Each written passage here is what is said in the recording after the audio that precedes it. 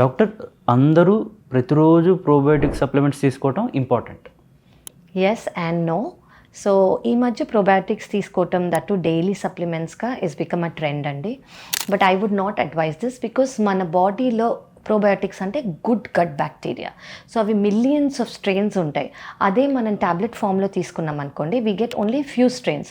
So దానివల్ల మనకి benefits అనేవి చాలా తక్కువ.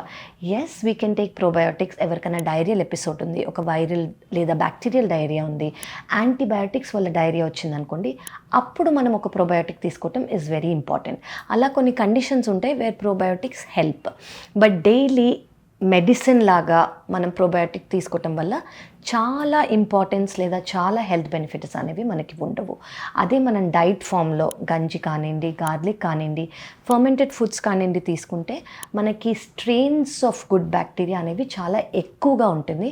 అండ్ దానివల్ల మన బాడీలో gut bacteria which are good, ఆ స్ట్రెయిన్స్ కూడా ఇంక్రీజ్ అవుతాయి నంబర్లో.